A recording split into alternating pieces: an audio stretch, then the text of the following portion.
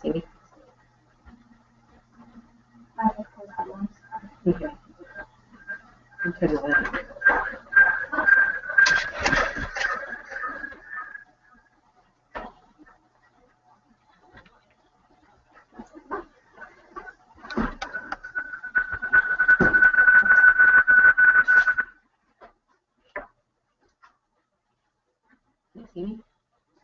Can you see me now? Can you see me? Can you hear me? Hello, everyone. This is Debbie Cleek here again with Tori Thompson, my social media maven. I'm here to present to you what's new with EmbroideryWorks. We're going to take a little walk through the most recent updates. Before we do that, let's do a little housekeeping. I'm not a real big fan of housekeeping, but there are a few things that I do need you guys to know in order to make this a successful time for you guys as well as for me. First of all, I need to let you know that you can connect to the audio either through your computer speakers or via telephone. Just to let you all know, I typically use my computer speakers and my onboard video camera so you can see me in all of my glory. And you see it works fine for me, and I hope I don't break your computer screen. Sorry if I do in advance. Anyway, also to make sure you can see all of the webinar, please be sure to enable your webcam view in your control panel. That's if you want to see me in all my glory. A couple of things we're going to cover today. I know this looks like a really short list. I did it this way on purpose because if I would have posted all of this, I'm afraid I would have scared you away. So don't worry, we'll go through this very clearly, concisely, I hope. That's my plan.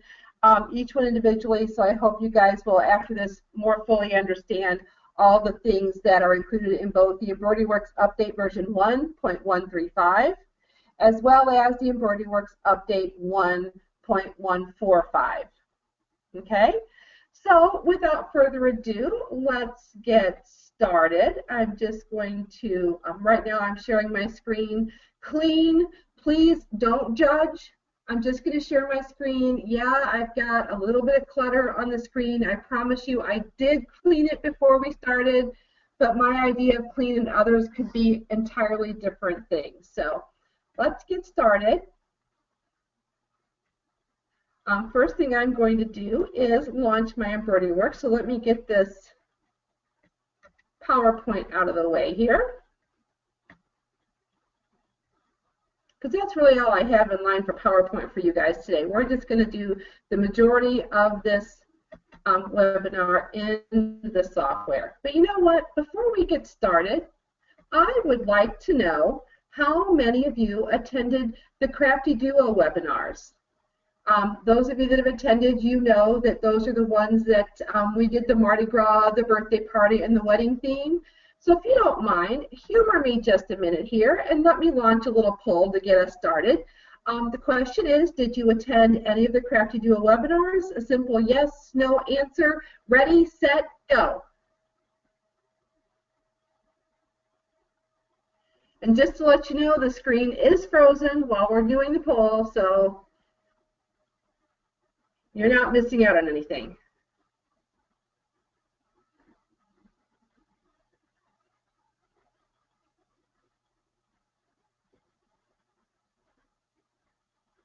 Wow. Okay, let me just start this off now. I love you guys. You're a very attentive group. I have 90% of you, 91% of you that have voted, 93%. Am I going to hit 100? Are you all going to answer my poll? If you do, I'll do a happy dance. You know what? We're close enough for hand grenades. I'm going to go ahead and close this poll so we can get in and get started. Just to let you know, there are 75% of you. This is your first webinar experience with me. I'm so excited. I hope you enjoy it, and thank you 25% of you that have come back to additional webinars. They're pretty exciting. Let's close this. Let's get started. I'm going to jump right into the EmbroideryWorks program and show you the very first thing on my list that I want to show you. Those of you, I know there's 25% of you that attended the Crafty Duo. The majority of you have not, so you did not see the portion about creating cut files from any embroidery. So I will go over that briefly, and then those of you that have seen that, don't fret. I have a couple other surprises that I'm going to throw in there for you. So let me just get myself out of the way here. And let me go to File and Merge a Stitch File. Let's go to my Designs by Juju. And I'm just going to bring in this party hat. Select it, click Import. I'm going to zoom in just a bit. Okay, here's the party hat. And it's very easy to create that cut file from this embroidery applique. Yes, a cut file from a stitch file. I'm going to select the second color in my list, which I know is my applique color. How do I know that? Well, let me show you how I know that. Somebody's going to ask that question. I just know it. I'm going to select my little stitch simulator up here. And I can sew through this design real quickly and see there's my first step and there's my second step. So it's my second color in my list.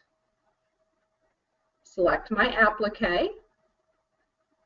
Select my applique tab in my thread box. And now I'm going to tell it that this is my applique position. I'm going to fill it full of simulated fabric. And I'm going to tell it to save. I'm going to call it hat. Actually, no. I am going to call it party hat. Way more fun than just a regular hat. So there we go. Party hat saved. Tell it OK. How do I know?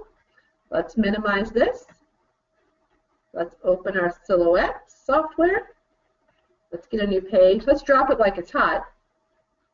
Let's get a new page. Let me adjust my settings here real quick.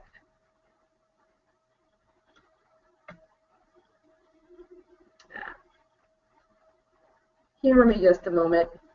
My screen, when I put it on the big screen, it messes up my desktop view. So I'll just grab a different design page here instead of messing with trying to adjust the other one. I'll go to File. I will go to Merge. I will go to my desktop, find my party hat.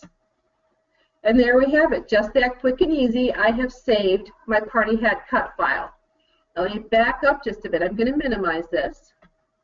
I'm going to go back to EmbroideryWorks. I'm going to back up just a bit. One of the things I want to tell you about, when I save my applique file, when I click on Save, those of you that have a Cameo cutter, it's good to know that it saves in a studio format.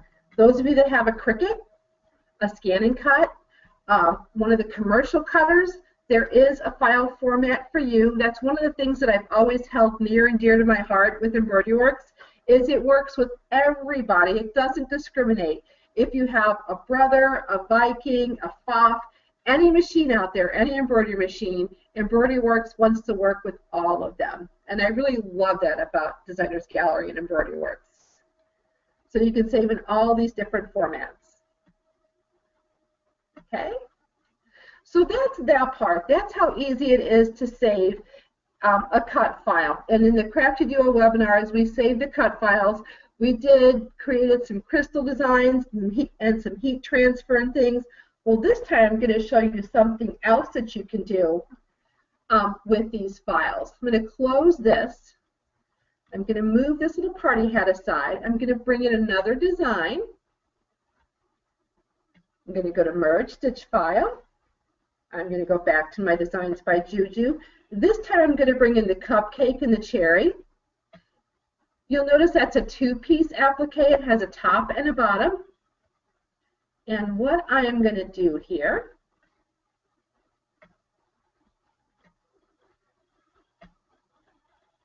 I'm going to select my bottom color, and I'm going to change it to applique. I'm going to change the color of this one. Change it to applique position. I'm going to go down here and select my second.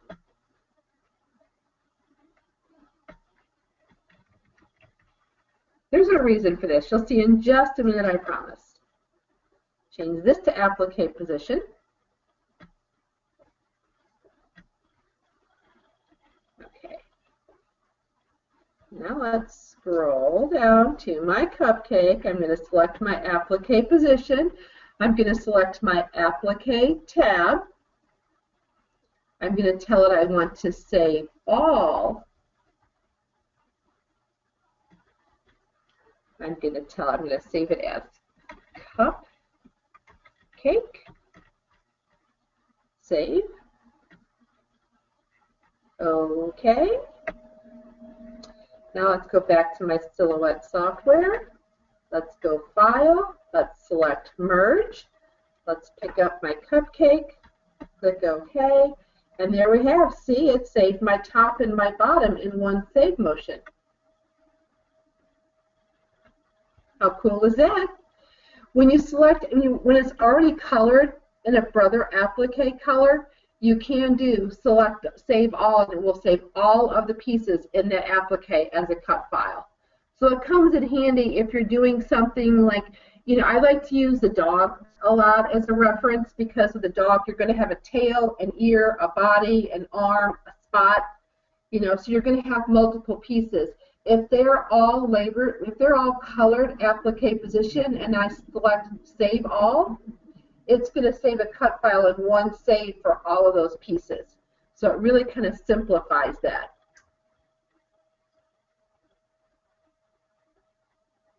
Okay, so let's minimize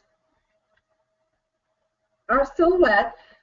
I'm going to get another design page. I want to show you something else with that birthday hat, but I don't want to confuse you with what's already going on the screen. So I'm going to go to File, Merge Stitch File. I'm going to bring that birthday hat design back in. Go back to my Designs by Juju folder.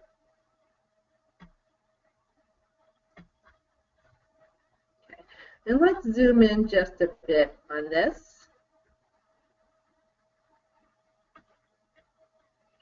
Let's select my second color once again, go to my Applique tab, and once again I'm going to tell it Applique position, only this time I'm going to tell it I want to fill it with a single image,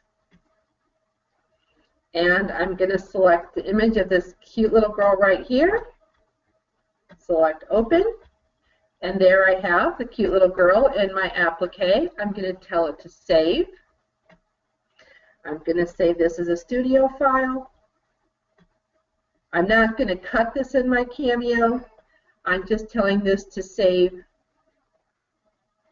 Let's save my image. There we go. Now I'm going to click OK. Now I have my little applique, my picture in here for a photo transfer. I can move this around and get it positioned just the way I want it. So my little cutie here is right in the middle of my party hat for her second birthday. Okay, and now what I can do, let's look at our print preferences, because they have changed just a bit. Go to my print preferences, and I have quite a few different things going on here. But what I want to show you first, I'm going to turn off my design and text.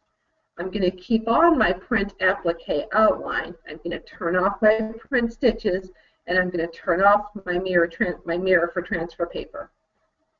Click Apply, click OK, and now when I go to File and Print Preview, there is my perfectly sized and perfectly shaped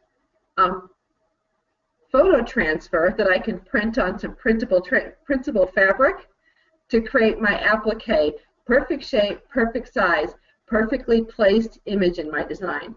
Sometimes when you print that whole big image, first of all, you're wasting a lot of ink printing all that extra photo out here. You don't need that. And then oftentimes you have trouble lining up your template, getting the photo just right. Do that all on the screen. You get a much better visual when you see the whole design doing it together. Okay? Everybody okay with that? Do you need to see anything else?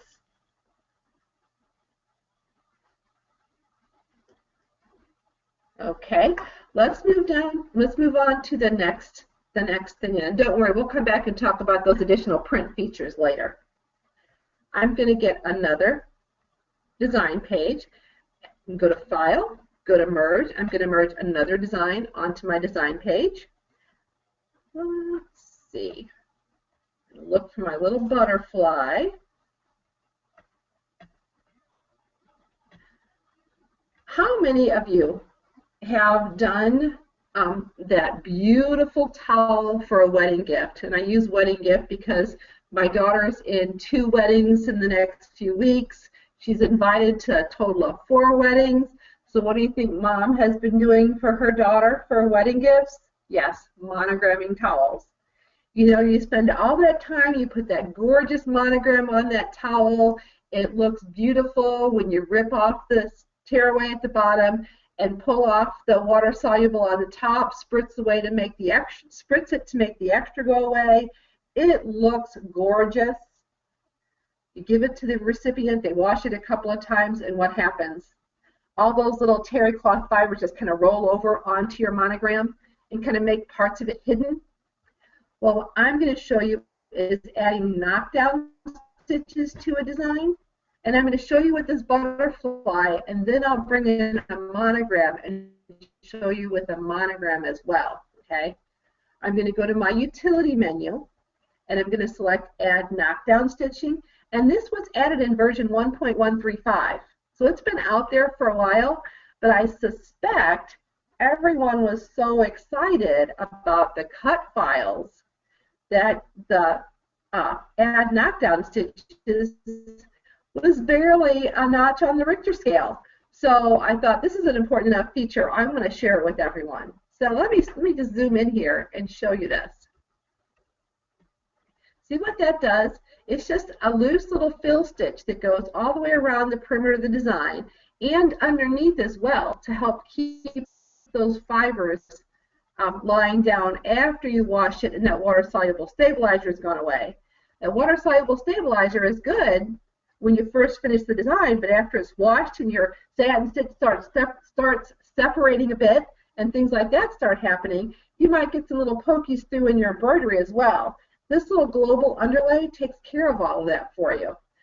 I would recommend stitching it the same color as your towel or your base fabric, and then whatever you stitch on top will really pop and stand out. Okay, let's select, I'm going to go here to my letters tab, and I'm just going to bring in, I'll just use this little guy here because I know it's a nice little monogram. Move it out of the way, make it just a little bit bigger, and let's add some knockdown stitches to that real quick. Left.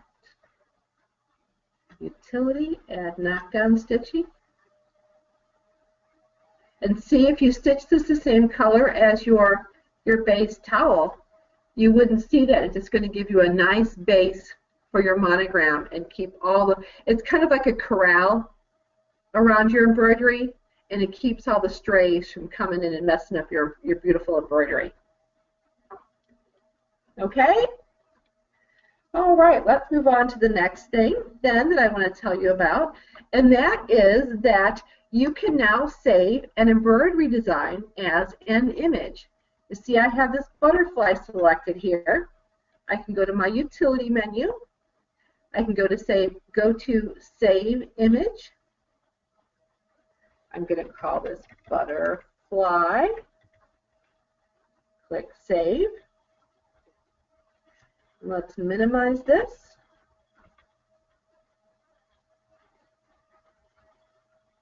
And where did it go? It saved my whole design page. So here is my image right here.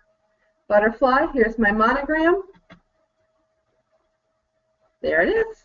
Isn't that a nice, clean, crisp image that it saves? I just love it. Why would you want to save an image, you ask? I know somebody asked that. There are times, I mean, we're all crazy crafters, embroiderers, quilters, sewers. We're all very passionate about our craft, and there are some times we might want to make a special greeting card for a friend, and we might want to incorporate some embroidery. Well, you can't really do hardcore embroidery on a piece of cardstock, but I could print this and, you know, turn this into an image and run that cardstock through my printer and do some faux embroidery. Just another one of the features. You never know. You might want to do an iron-on transfer. It's just that ability is there to help you grow your creativity. Next thing I want to tell you about is found in the preferences. I know I just came back from Sewing Weekend in Beaver Dam, Wisconsin with the Nancy's Notions group. And I was lucky enough, I worked the closing table. So I was able to help a couple of women complete their purchase of the Destiny. And I want to share with you, those of you that are lucky enough to have the Destiny or that other machine by that other brand, you know, the Dream Machine. Okay, I said it. The Dream Machine and the Destiny. Yes, we do have that hoop added to EmbroideryWorks. The 240 by 360 hoop is available in EmbroideryWorks for those of you that are lucky enough to have the Dream Machine and the Destiny. Those of you that are lucky enough, just know I'm very jealous. Okay?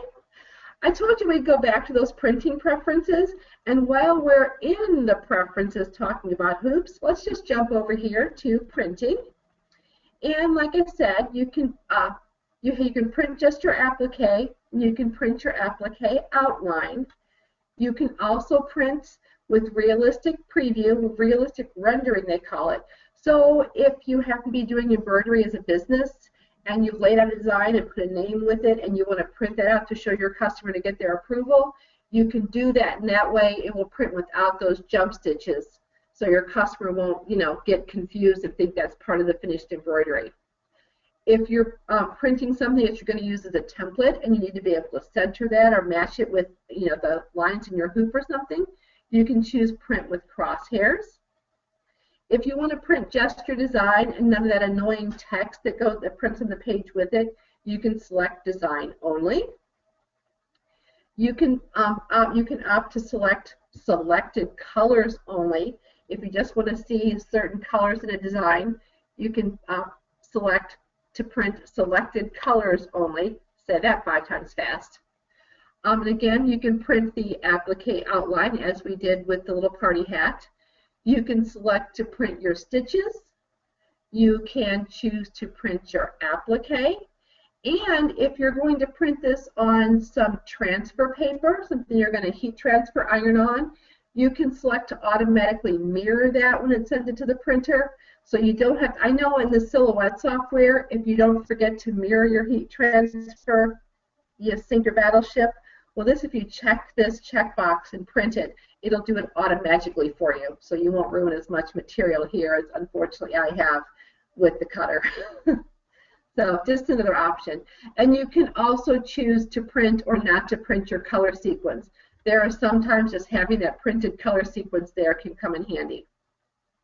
Okay, I'm going to change this. I'm going to tell it to print my stitches. And it's set to print my, with realistic rendering. So I'm going to keep everything here. I'm going to tell it to mirror. Select apply, click OK. Let's go here and look at file, print preview, and there you have it. Everything is mirror image. So if I were going to print this on some transfer paper, it would print mirror image. So when I turn it over and press it on my fabric, it would then be right side up. Okie doke. Let me get a little water here. Next thing I want to tell you about, I'm not really going to show you, but I'm going to tell you about this. Brian said early on that Designers Gallery likes to play with all of the machines out there. We like to be able to work with all of them. So we have made some slight changes to the VP3 format. That now has the option to automatically insert trim commands at jumps for the machines that require it.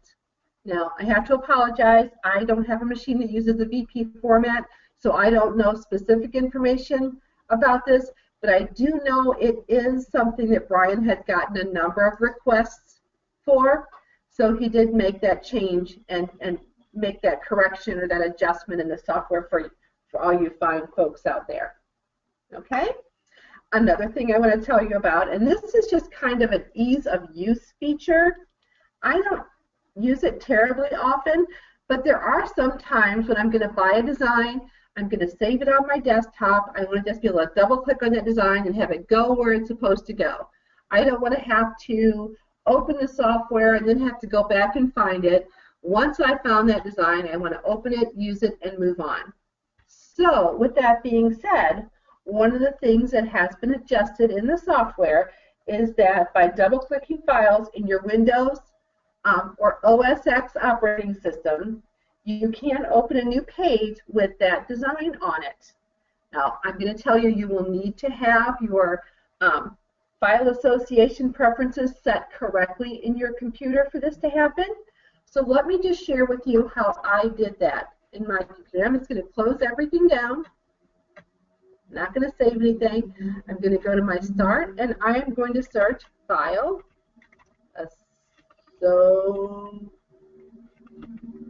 Association. And this very first option here, make a file type always open in a specific program. I'm going to select that. The first thing it's going to open up, and I'm using Windows 7. So those of you that are using Windows 8, I recommend do the same thing. Search for file association. It should point you in the right direction. It should have enough. It should be able to drop enough breadcrumbs for you to follow along. So I'm just going to scroll down here to get to my PES files. Here's my PES format, and I'm going to select Change Program. Now here I have embroidery, and I already have it associated with the embroidery system, EmbroideryWorks. If I needed to associate it with other programs, or if it was not listed here, I could select other programs, and it would list other programs in my computer that I could associate it with. EmbroideryWorks is listed there. I could also browse to find it.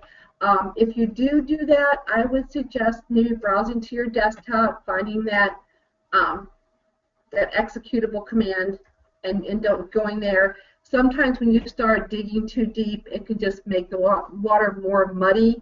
I try to keep things simple. Okay? Any questions about that part? I'm just going to select on EmbroideryWorks, click OK, click Close. And now I know I have to have an embroidery design somewhere. Let's go to my embroidery demo files. Let's select this little baby here. Let's cross my feet. There you go. See, it launched my EmbroideryWorks software and put my design on a new design page.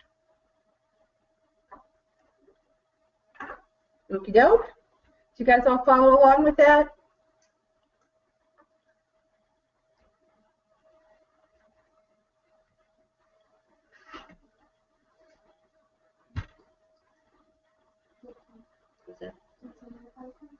Oh, yeah.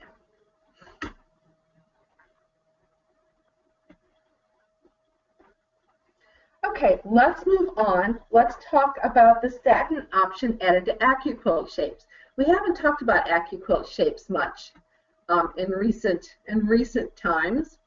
I'm going to get a new page. And I know this update's been up for quite a while, and some of you may already be aware of this, but I just thought I wanted to do a little brush up. Since this is the first update we've done, the first webinar we've done on an update, I kind of wanted to backtrack a bit and put as much information here and be as helpful to you guys as I could. So I'm going to select my Merge Design icon from my toolbar.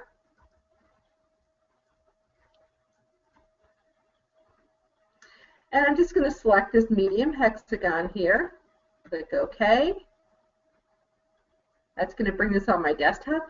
Now I have this Applique Properties tab here, which allows me to select my variety of stitches: E-stitch, blanket stitch, and satin stitch. Okay. It allows me to see a fabric preview. Okay. It allows me to, on a satin stitch, adjust my stitch width. Okay, see that? It allows me to, if I change back to a blanket or an E-stitch, it allows me to adjust my stitch length. Okay, let's zoom in just a bit. You see that better now? Let's just go and let's make this small again.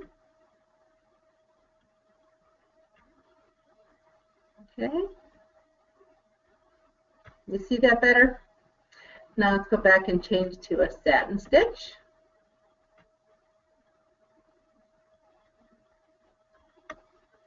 There. Okay.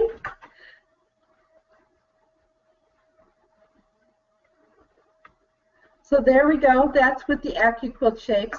I do know that some new shapes have been delivered to us, and they have been forwarded on to Brian to add to the program.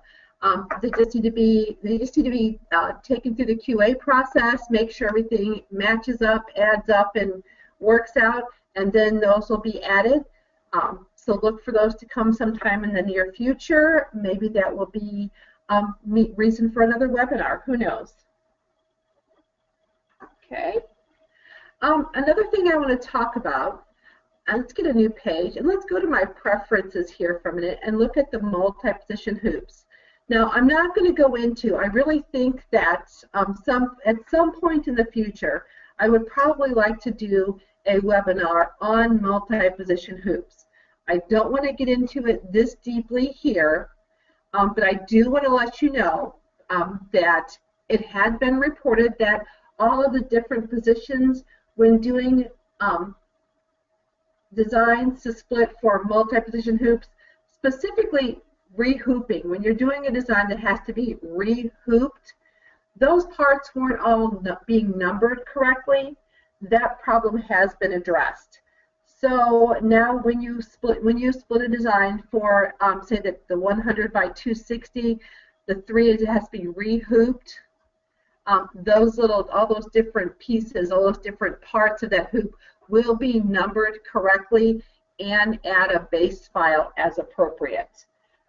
What I like to say when talking about split files is doing a split file like this where it has to be rehooped. It's certainly not for the faint of heart. It takes you got to have the thimbles to do a design like that large. It has to be rehooped. I myself don't do a lot of them. I'm an instant gratification girl, and sometimes those just take way more time than I want to spend. I have seen some of you, though, do some really beautiful work doing that, so kudos to you. Let's close this and bring a design file onto my design page. I'm going to go to File. I'm going to go to Merge Stitch File once again. I'm going to go to my sample files, and this time I think I'm going to bring in, I'm going to bring this nice little thimble. It's kind of a small design, but that's okay. I'm going to zoom in on it so you can see what we got here. Select it. And you notice when I select that design, I have a Stitches tab here, and this Stitches tab allows me to adjust my satin density. And can you see that? Am I zoomed in enough where you can see where it reduced the density of my satin? You see where it's increased that density? It will do the same thing on the fill. I can reduce the density of my fill. And you can probably also, if you're looking along the bottom, you can probably also see in the number of stitches in this design as I adjust the density. Okay? If I didn't want to sweep this design, I could put a check mark here, but that's really grounds for another webinar.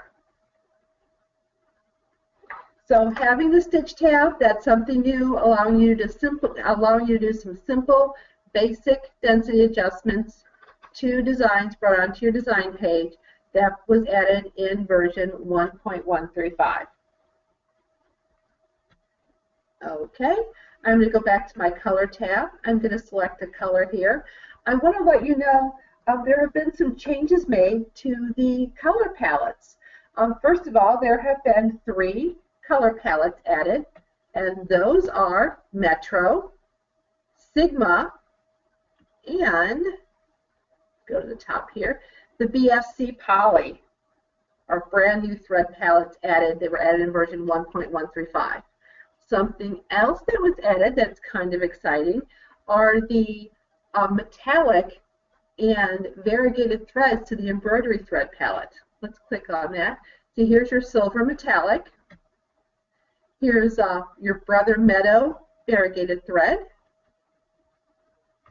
Sea Breeze variegated thread. So these were variegated threads added to the EmbroideryWorks Brother thread chart. Okay? How you guys doing? Any questions?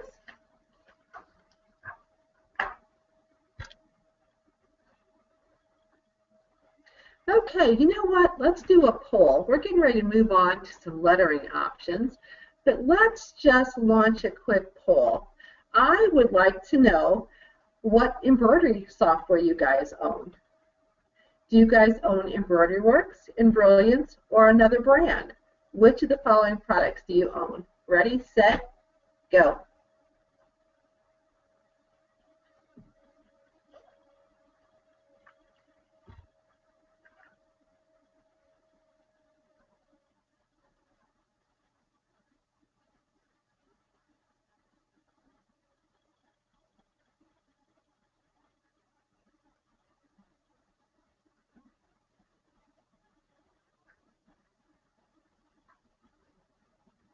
With 79% of the precincts reporting, EmbroideryWorks is winning by 67%.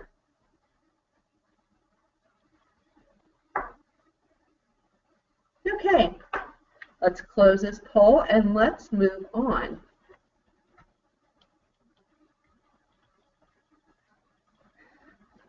Now we're ready to move on to the 1.145 update. But before doing that, we're going to go into some lettering things.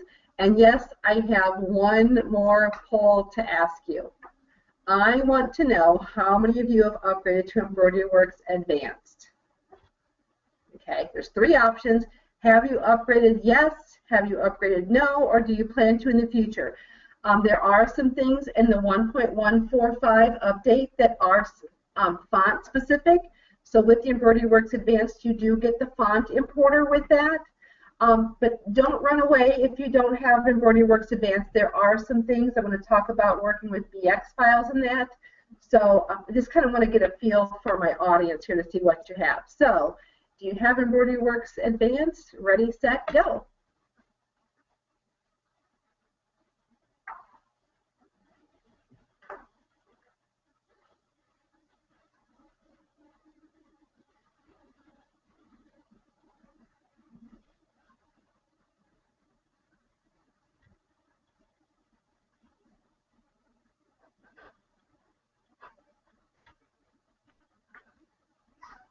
Wow, it's even neck and neck with the yes and no's. And out of the no's, only 10% of you plan too soon? I hope I show you something good.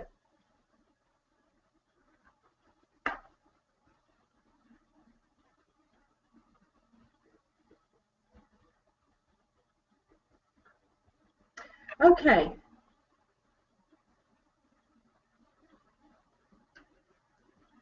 It looks like everybody that's voted, looks like everybody's finished. So I'm going to go ahead and close this poll. Move this out of the way. Let me get a new design page. And what I want to show you now, these are all things that are brand new in the just released 1.145 update. Okay? First thing I want to show you, let's bring in an imported font. Let's go back to this cute little monogram. I really like this monogram. Let's go back to this. Size it up a little bit, zoom in on it. This monogram is really pretty. Okay. With my monogram selected, you'll notice I have a letters tab here. I also have a stitch tab, which means that I can do some density adjustments on my satin stitch. Okay, I can do some density adjustment on my fill stitch. What I think is the real winner in this box, what I think is the real wow thing, and I know for a fact several of you have asked for it. As a matter, I think I have probably even asked for this feature. And that is, let me move this up a bit, and that is to remove my hidden stitches. So let's click. Select that, click on that box to select that. I'm going to select my fonts. And I'm just going to stack them on top of each other.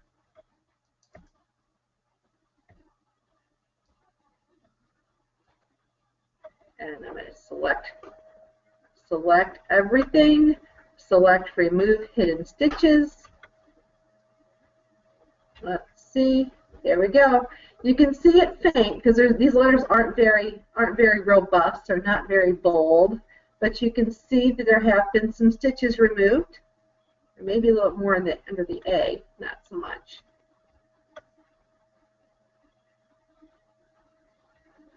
Let's remove hidden stitches again. And let's move my B. Now, you see that right there with the C? It really is because it's not a very robust font. Let's select another one. Let's go delete. Let's bring another one in so I can show you that again. I can see it, but I'm afraid you guys won't be able to. I'm going to get a font that's a little bit thicker. Not the Edwardian, because I know that's small.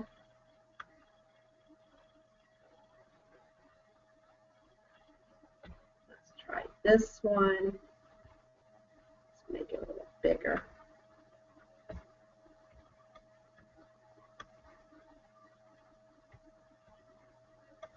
Oh, come on. There we go.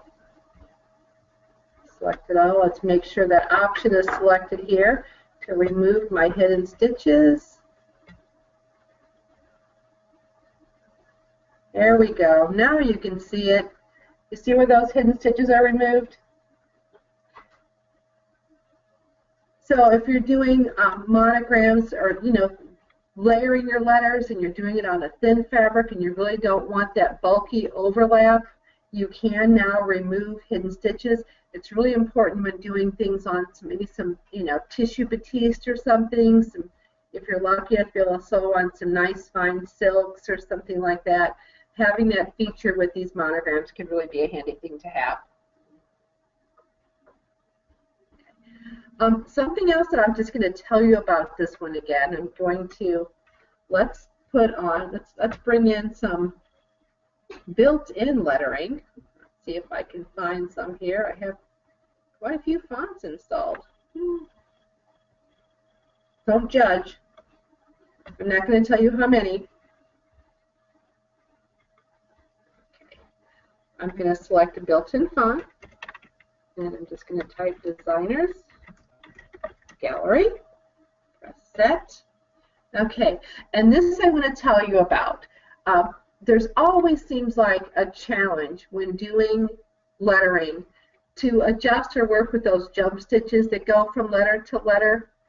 Not so much probably in the single needle machines because they sometimes handle jump stitches a little differently, and you have a little bit different thought process there because when you remove that embroidery you're probably going to have to trim some jump stitches.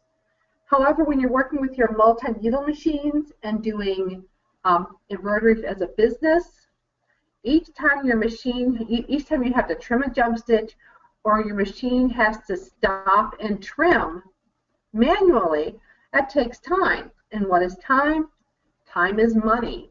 So we're always trying to find a way to either eliminate those jump stitches, make them so they don't need to be trimmed, a number of things.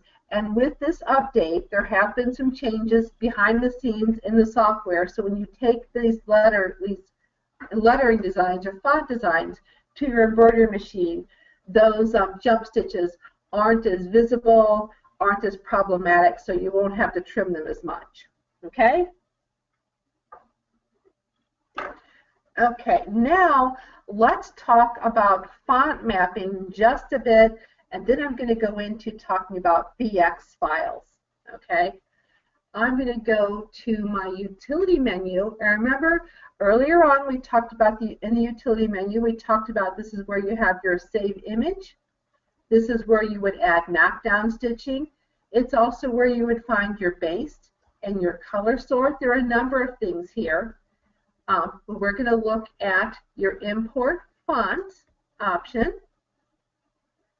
I'm going to tell it, yes, I would like to begin importing a font. And I do have one here on my desktop. And I'm just going to tell you, look at this font. How many of you would want to map this? I love this font, so I would want to, I went through the extra bit of mapping this monogram. Now all fonts are like this, but this is a monogram, so I could go through here and map all of my centers, all of my lefts, all of my rights. Okay? Or, let's close this. I told you we're going to talk about BX files. I can take this BX file here and just drop it into my software, and it will map automatically. So those of you that have EmbroideryWorks every day, if you purchase fonts that come with a BX file, those BX files will map automatically, provided the font creator mapped them correctly. Okay, that's why oftentimes I'm a little anal, I'm not going to lie, I map them myself. Okay, I'm going to actually, though, to show you some other things, I'm going to select my sample fonts. I'm going to select all of them and click import.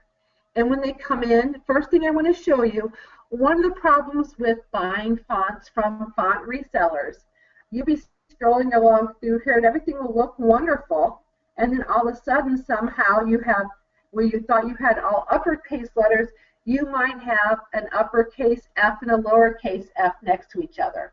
Or you might find like that other font where you have a center, middle, left, right, center, middle, you know, a bunch of different varieties of that, which makes it a little challenging to map that font. So I know this one here is A to Z. I can select my A to Z font, and you see now I have this little kind of a cheat sheet almost, this little letter up here at top, which lets me know where this letter has been mapped to. Select my H, and my H has actually mapped correctly to H.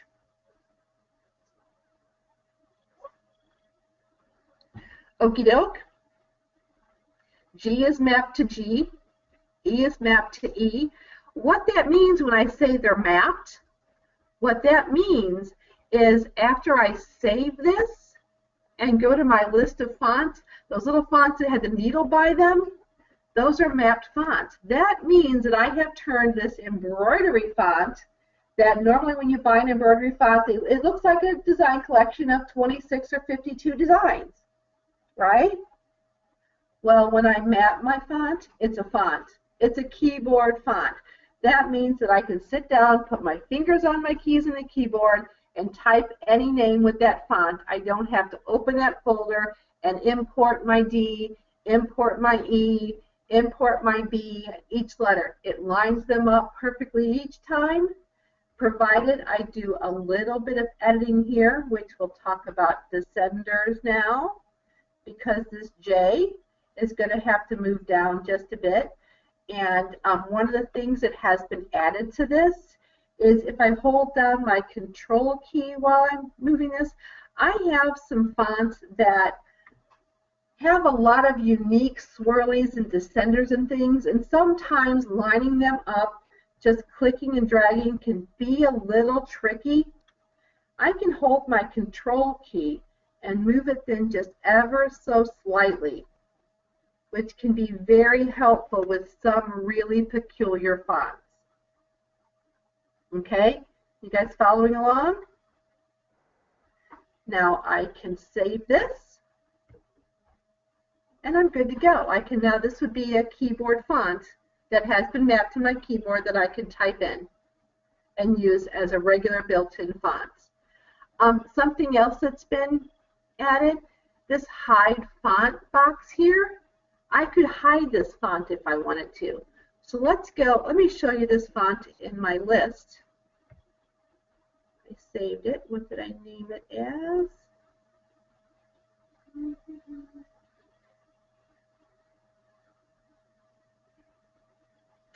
should have been named as sample.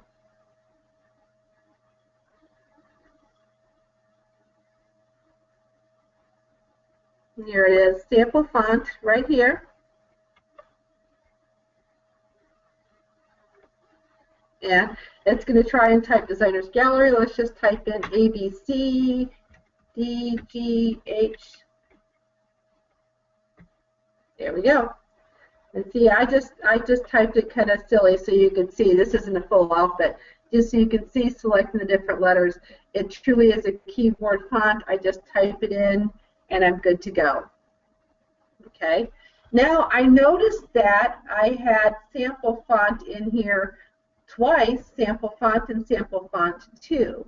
So what I'm going to do, we go back to my utility, go to my import font box. No, I don't want to import a font. However, I would like to scroll down here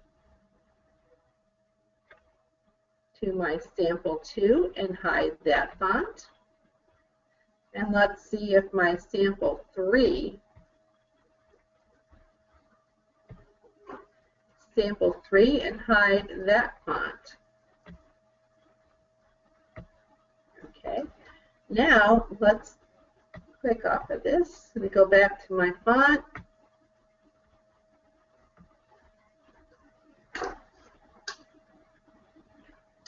I've hidden that. There are some times, you see, I have some of these fonts that I've installed more than once. They come in more than one size, and not being 100% sure which size I wanted to keep and maintain, I did install multiples of them. I could uninstall it. However, I may at some point decide I need to create a monogram or a lettering design and size up or down from a different size to make sure I get a good finished product. So rather than uninstall them, it might be more beneficial to hide them. It makes a more manageable font list. So you see I have some in here, and my list is quite long. And believe it or not, I don't even have all my fonts installed here. It's kind of how I manage my list. I install them as I want to do them because otherwise it would be a nightmare for me. And a nightmare for you sitting through this class seeing all I have. You might drool and want to just make you buy more. But anyway, that is a new option, being able to hide your fonts. I do think it's a valuable feature in just being able to slim down and keep that list manageable. Okay, I'm going to open my font box again. Those of you that are familiar with importing fonts in EmbroideryWorks Advanced, and I'm not going to begin importing a font this time. I'm just going to talk to you about a couple of things. If you've imported fonts before, you know that to import to be able to move a font around, you did have to select it and then move it. Now I can just click and drag anywhere on the letter, any number, and move it. Again, it's just a little thing, but it is a nice feature to have. Okay, let me close everything here. And one last thing I want to show you. Before I do, I don't want to save this font. Let's see if I have any other polls that I want to ask you about.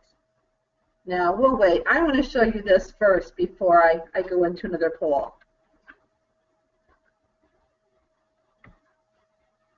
I'm going to minimize all of this. Minimize this. I'm going to go to this font here. This is my BX. See, it's Stitchtopia, the Phoebe font, and it's a BX.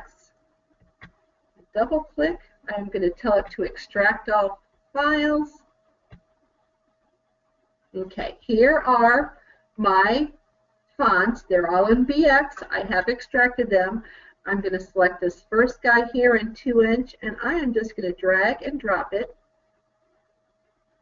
And there, this Stitchtopia Phoebe monogram set in 2-inch size has been installed. That means that it has been added to my font list and it has been mapped. Let's see. Proof is in the pudding. Stitchtopia Phoebe 2-inch. That looks like it. There we go.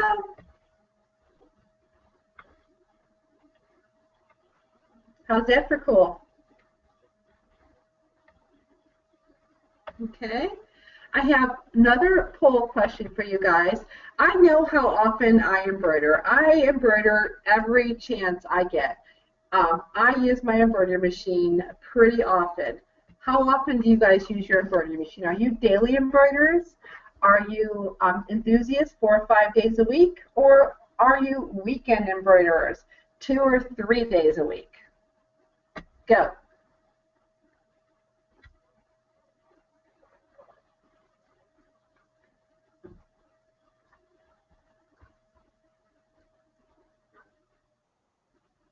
Wow, this is a serious weekend crowd.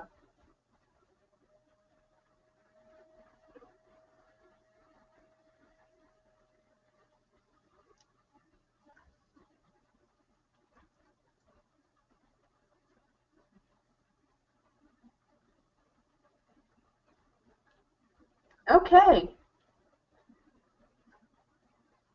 With 84% of the precinct reporting, 76% of you are weekend embroiderers. Only 6% of you are crazy daily embroiderers like myself. God love you. Let's close this poll. Okay, I know how often you embroider. How often do you use embroidery software to help you complete your embroidery projects? Every time you embroider, for 75% of your projects, or 50% or less? Ready, set, go. When we're done with this poll, I have a couple of questions I want to walk through with you. I think one of them was talking about the density advisor, so I want to go over that with you. Okay, let's launch this last poll and then we'll talk density advisor.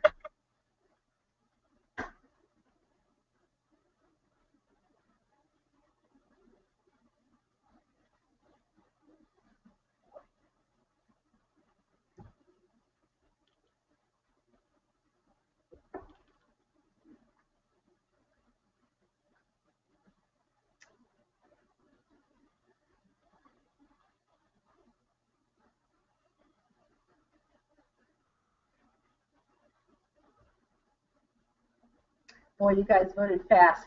Almost 50% of you use software every time you embroider. I love you. I use software almost every time too. I don't know how I would embroider anything without it.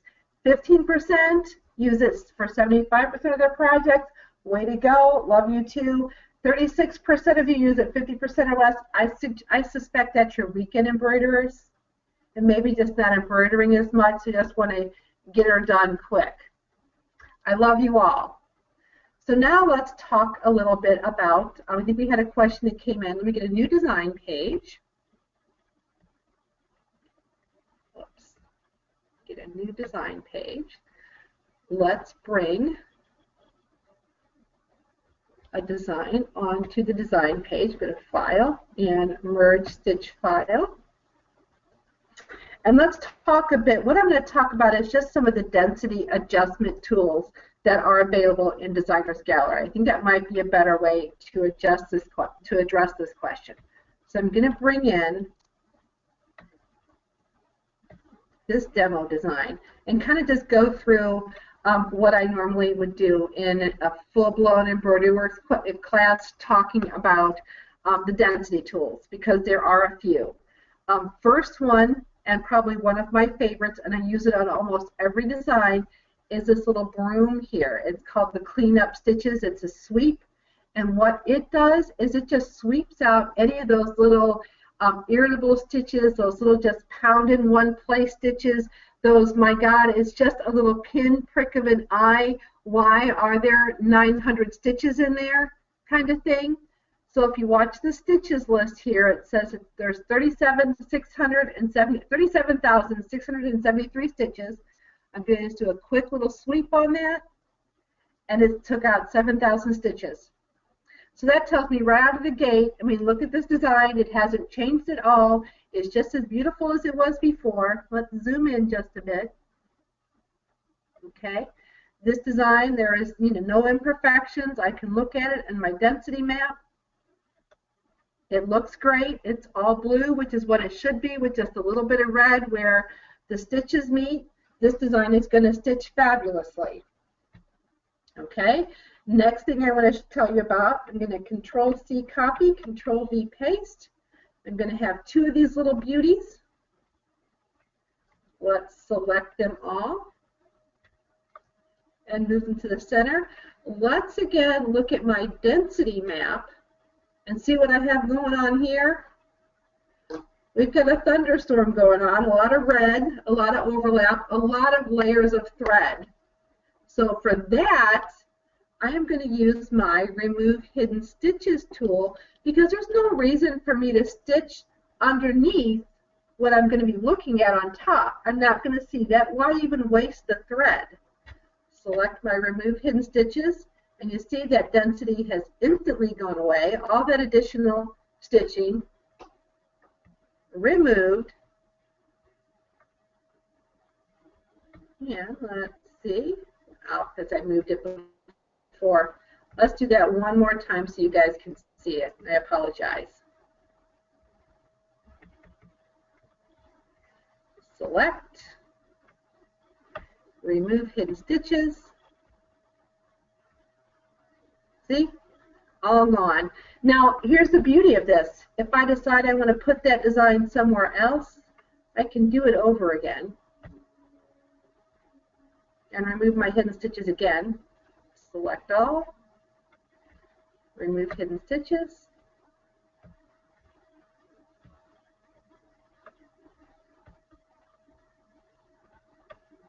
Okay.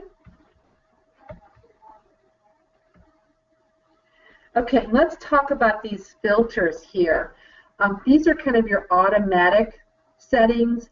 If I want to use the automatic sweep, if I want to limit my density based on project. This one here is based on if you have EmbroideryWorks Advanced. This little option here is based on your project advisor, which is something found in EmbroideryWorks Advanced.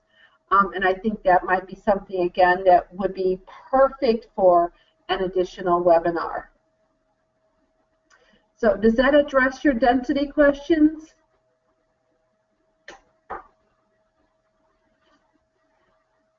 Are there any other questions?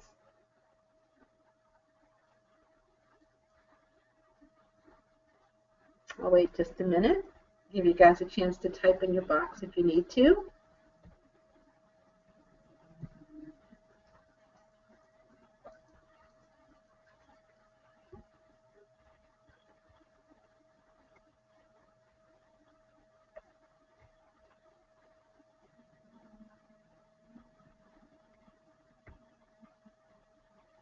Okay, well, looks like we're done here. I think I've covered everything. I do want to tell you that this session, I believe, has been successfully recorded. So we will be posting it on the Designers Gallery blog along with this list of things that are included in the update. This list kind of gives you, it lists everything in the update and also kind of gives you a reminder of where you can find those things. I'd like to thank you for spending this time with me. I hope it was beneficial for you.